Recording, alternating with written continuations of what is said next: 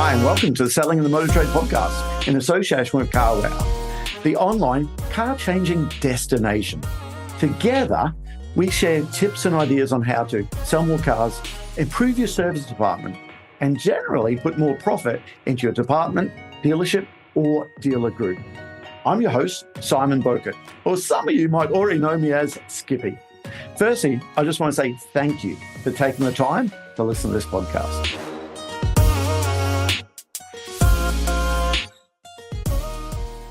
Hi, welcome to another episode of Selling in the Motor Trade. Today, this is another episode that you might want to share with your salespeople, your service advisors in the dealerships. Because today, Stuart and I, we're going to be talking about the words that your salespeople, your service advisors use in a dealership and how they really can affect your results. So, Stuart, welcome aboard. Thanks, Simon. Listen, can I ask you, why do you think the salespeople and after salespeople naturally veer towards sometimes a negative language, or do they veer towards negative language? I asked people, do you think we have a persuasion towards pessimism or optimism? And most people respond positive. And I think I would have agreed until I listened to a podcast with Damien Hughes. So he's a well-known psychologist, and he does various podcasts. And he was explaining that as human beings, we definitely have a persuasion towards the negative. And the way he explained that was, he said, if you think back to caveman days and there's a big empty cave that, let's say, I haven't discovered, I wouldn't go and explore it by myself because there's every chance there's a pack of hungry bears in there and I'd be eaten alive. So I would round up my mates, we go in with fire and pointy sticks, and we would be prepared for the worst case scenario. So if it happened, we're prepared. And the likelihood is it wouldn't happen, and we carry on. He says, so the human race has survived and evolved by thinking what's the worst possible outcome and preparing for it. And that kind of made me think, actually, because my nan and granddad had a big part in bringing me up. And I can hear my nan's voice now in the back of my head shouting things like, Stuart, get down out of that tree, you'll fall and break your neck. Stuart, get away from the water, you'll fall in and drown. Stuart, get away from the road, you'll get hit by a bus. So true, yeah. It's always a bus, which is weird, isn't it? I've never been run over, I've never drowned, and I've never broke my neck. But I think that's because my nan put the fear of God into me, that was always about to happen. And then when I became a dad, I do exactly the same with my little boy, with Jacob. When he started to crawl, he went to the log burner, which was stone cold. It was the middle of summer. But I said, Jacob, no, hot, burn. I'm deliberately putting the fear of God into him because I'm looking after him and protecting him. So from infants, that's how we're raised. We're always need to, though, don't we? We have to, because you don't want him going there when it is hot. Correct. Yeah. So yeah, it's how we were raised. It's how we were brought up. It's how we've brought up our kids. Jacob, if and when he becomes a dad, he'll do it with his kids. So throughout time, we've got this natural persuasion or risk aversion, you might call it. Is that really a problem, though? Is that not surely a good thing? Should we not just use this negative language to protect ourselves and our children? Or how does it become an issue in a dealership? So you've mentioned language there, and that's a good point. So let's park for 1 second the fact that we are by default focused on the negative. Let's park that for a second and let's look at words that we use. So the Oxford English Dictionary has 175 or 180,000 words in it. Oxford themselves say there could be as many as 1 million words. There's so many now that are obsolete, and there's so many that we sort of make up over time. Of those 180,000 that are printed, in our lifetime, we typically only ever use around about 20,000. So we only ever know and therefore use about 20,000. However, on a day-to-day basis, because we talked about this earlier, we're a little bit lazy, aren't we, as human beings? We sort of do things by default. We tend to use the same words over and over. It's repetition. So we use about 800 different words in one day. So when you bring those two things together, we have this natural persuasion towards the negative. Our language is very repetitive. That explains why most of our words and most of our language actually is made up of negative words. Okay, so what kind of phrases do you hear in dealerships that unintentionally veer to the negative then? Can I give you a couple examples out of industry, for example. Yeah.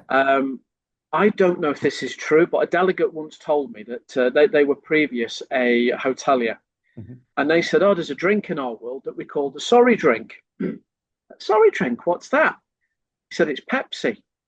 How is it called the sorry drink? He said, "Well, typically say, could I get a Coke, please?" And the answer is, "Oh, sorry, we've only got Pepsi." So I guess that's quite a problem for Pepsi, that it's almost the second best, Yeah. Coca-Cola's where you want to be.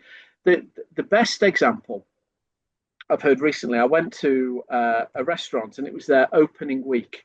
It was the Ivy down on the South Coast. And there was me and two friends. And we'd pre-booked, which is just as well because it was packed. It was really busy. It was a beautiful day. The doors were all open. And the waitress sat us down and she said, "Thank you for joining us at the Ivy. Unfortunately, we're really busy. So I'm sorry to tell you that this, and this, we've already sold out in the kitchen. We've only got the other items remaining."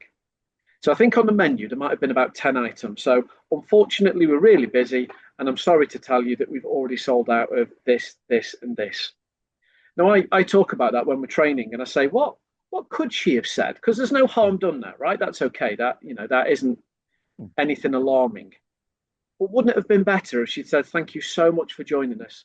You can see we're really, really busy. So we're glad to have you join us on our opening week.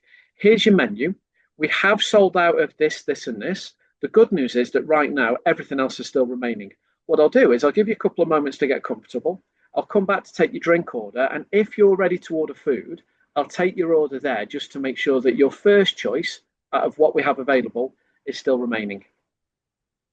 So this idea is that our base rate should be here, or we can go really positive. We should never really dip down into the negative. Okay. Okay. So do you have any examples in a dealership then how we can use this to our advantage in sales? Lots. Service advisors, I'm sorry, we'll have to pick on those for a moment because that's typically where we hear the most negative language. For example, "I'm sorry to tell you your car's failed MOT," or "I'm sorry to tell you that the technicians identified XYZ on the VHC."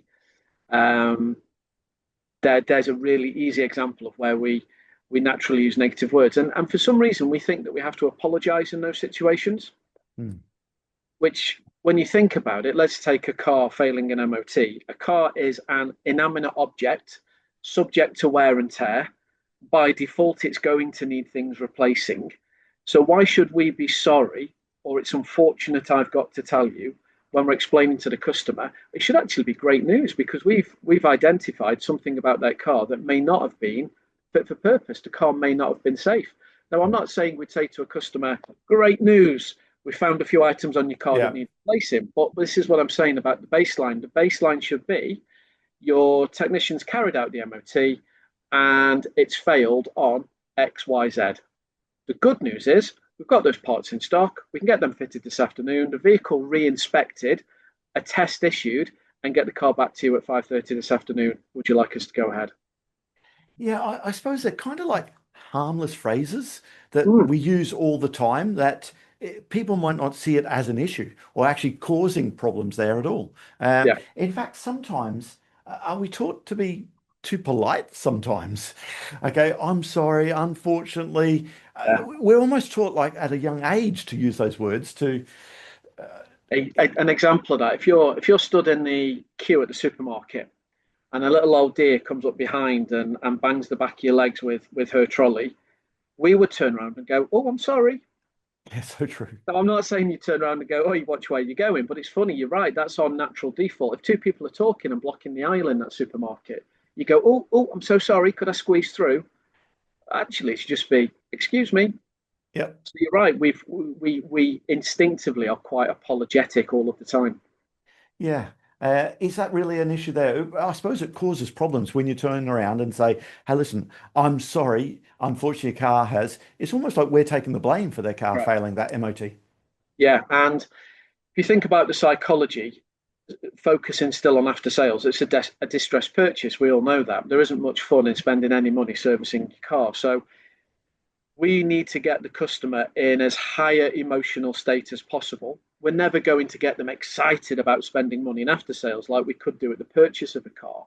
But if we're using really negative language from the offset, in terms of their mood, all it's doing is dragging them down. When actually we need to sort of give them some positivity about how we can fix that problem. Okay. Listen, we love a dramatic question here, so I'm going to throw one at you. In the sales side of it, what's some of the worst language? Now, I'm not talking about four-letter words or anything like that, Stuart, but what's some of the worst language that you hear salespeople make in the sales department? If we're focusing just on the job, so to speak, probably the worst phrase is around the trial close. So a really common trial close is, for example, so at 36 months, it's 597. At 48 months, it comes all the way down to 423. So what do you think? Yeah. Or some people think they're being really clever, trying to introduce a bit of NLP. So they might go, how does that sound? Or how do you feel about that? But if we go back to what do you think? And again, we talk about this extensively on a training, don't we? We talk about sort of McDonald's and how much money they make from upsell, and it's all about the words and the language that they use. But when you say to a customer, what do you think? What have you asked them to do? Ask them to think about it. And I'm pretty sure they're going to think of an objection. Probably they want more money for their car, for example. So what do you think is actually a really dangerous question to be asking at that point. Again, sounds like a harmless thing. What do you think? What are your thoughts? How's that sound? And you know what? That hit me like a ton of bricks when I heard that, because the first 8 years of my sales career, I used to say to every customer, hey, so what are your thoughts? Yeah. What do you think? Yeah. And be surprised or shocked when they say, well, it's definitely food for thought. We never buy a car on the day. And I was causing the issue. That happens all the time. Anything else specifically in the sales department you hear all the time? Okay, if I want to strip it down to basics, and I guess this got beaten into me. How are you? Yeah, not too bad. Not too bad isn't great. Now that applies to all of us in all communication. Thinking more about the job specifically, leave it with me. I'll see what I can do, or I'll do my best. Now you hear that in sort of sales and after sales, but it just invites a lot of ambiguity. But sorry, I'll cut you off there. There's another one just jumped in there. Even when from receptionist, the phone in, can I speak to Stuart Warbanks? I'll try. Yeah. It's the same type of thing, isn't it? Sorry to cut you off there, but I'm just hearing those things. To continue, to give that as an example, let's say I'm engaged or unavailable. The receptionist will say, oh, I'm so sorry, he's unavailable. Now, again, should we be apologising? I'm not sure we should. It'd be quite normal for me to be tied up doing something. We spend most of our working days with our phones off because of the job that we do. So the answer would be quite simply, Stuart's currently unavailable. I'll take a message and he'll call you back at his earliest convenience. Whatever you might say. But yeah, this, I'm sorry, or I've tried. Yeah. Yeah. Okay. It happens all the time. It's like also you mentioned before the phrase, what's the worst that can happen? I suppose that's going back to how we're wired as humans, isn't it? I'd agree. Yeah. Again, this natural persuasion towards the negative. Okay. Could this negative language bias, can that affect internal communication as well in the dealerships, not just customer facing? Yeah, definitely. I'm thinking of two things. If you've asked me that question, how the managers or the leaders of a business talk to their teams very much sets them up for success or not. So as trainers, at times we might critique an email or a video or a phone call. We do that a lot, don't we, in what we do? And it'd be so easy to say, how could that have been better? That kind of implies it wasn't great, as opposed to, Simon, that was really good. Where do you think the opportunity is to make it even better? So those small tweaks in terms of how the leaders and the managers communicate to their teams, but then also the language that we use, all of us, typically gets copied. Would you agree? Yeah. I'll tell you what I'm thinking. We train that we don't use the word trade. trade's a dirty word, it means cheap, right? If on the radio you heard an advert that said tile giants got all trade prices this weekend, get yourself down, it means low, it means cheap. So we talk about market value, for example, as opposed to trade price. But then in the offices where we're not customer facing, how many times are the management using the word, oh, get Bob the trader on the phone, let's see if he can give us a strong bid, or So true. yeah, it's trade prices. Now, while the managers aren't saying to the customer, go and use that language, it's the words they've just heard. So quite naturally, they're probably going to repeat those words. Do you know, I'm Yeah. thinking of Jacob as I've just said that. It's funny, as kids are growing up and they're starting to really expand their words. How many times have we said something we really shouldn't have said? And the little 4-year-old in the back repeats it. They're so excited they've learned a new word. So I guess again that might just come from infancy, you know. But we see that a lot where the communication, the words and the language that's used in the office, where we think it's a safe environment, some of that negativity can find its way out onto the shop floor.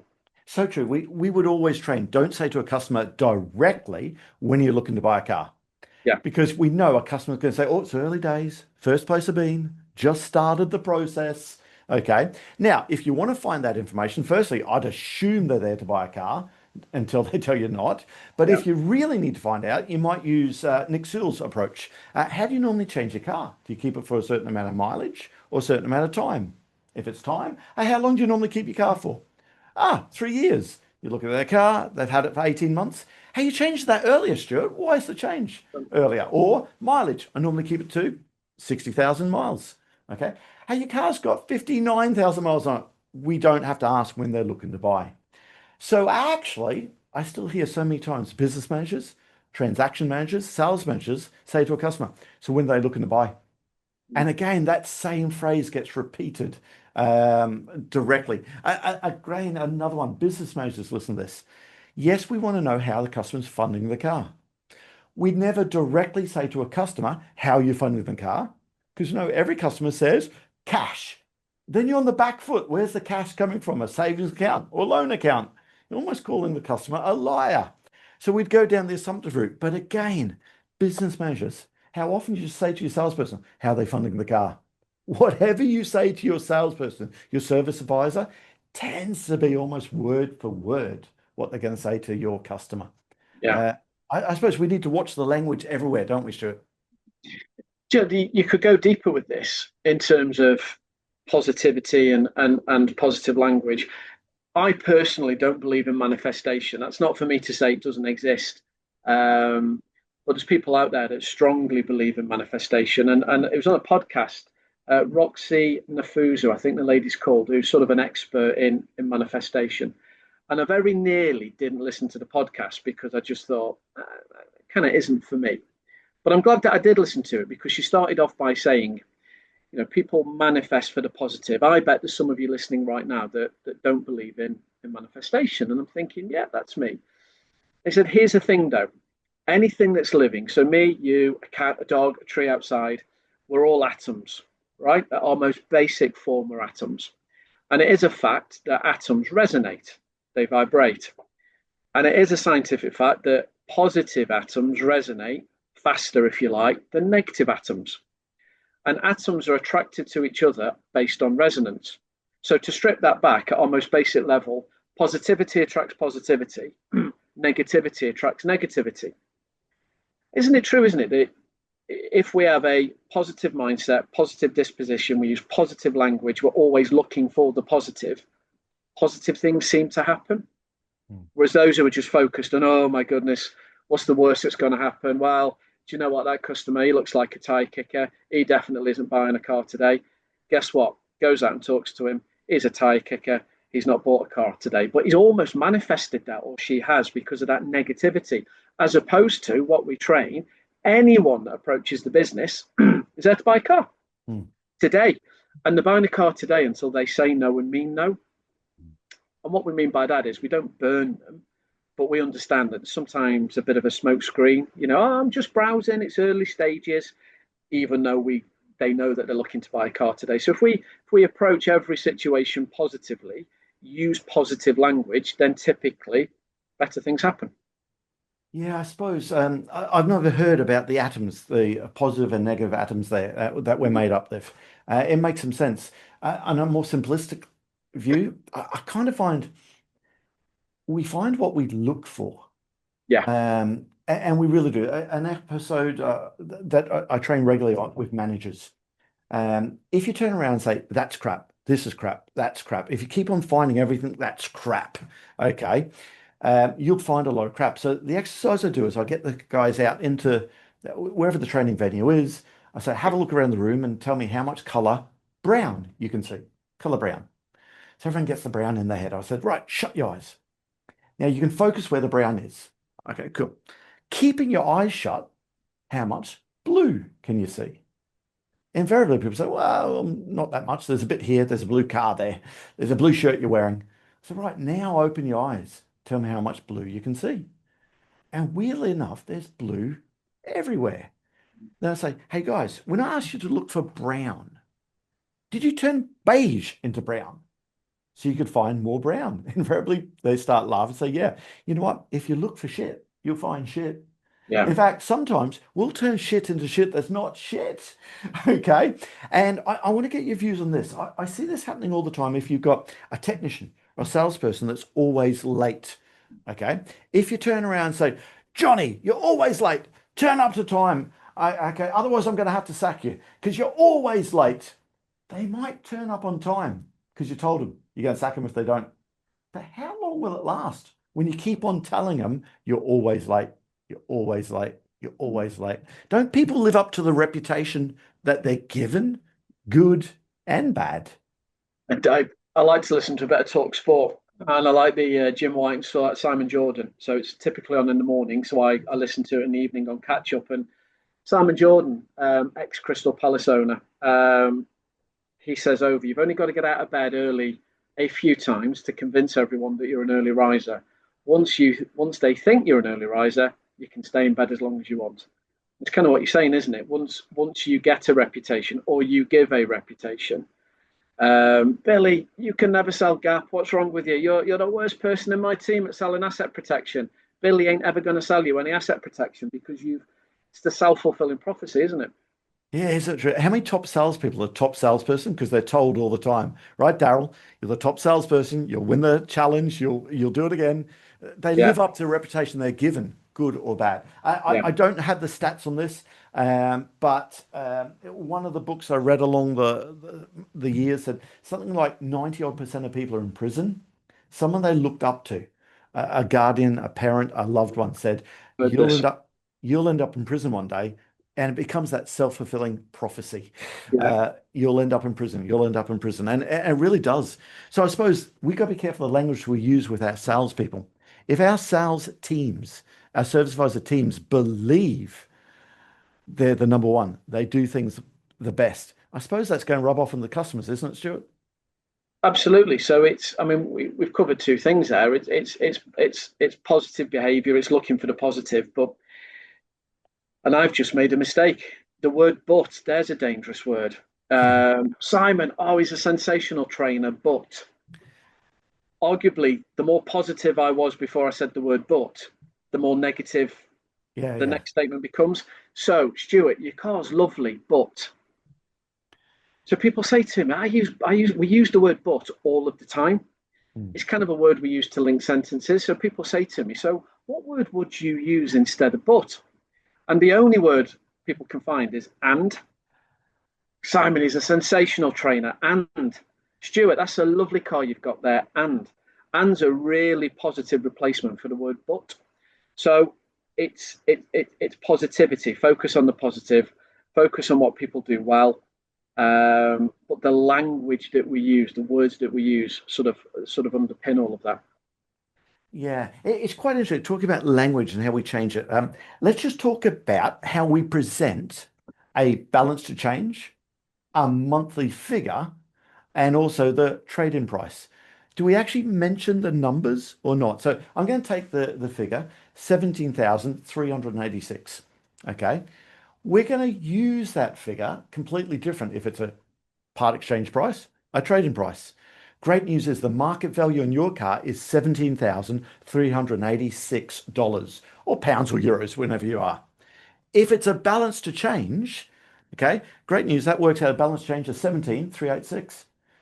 It's the same numbers, but it's how you say it.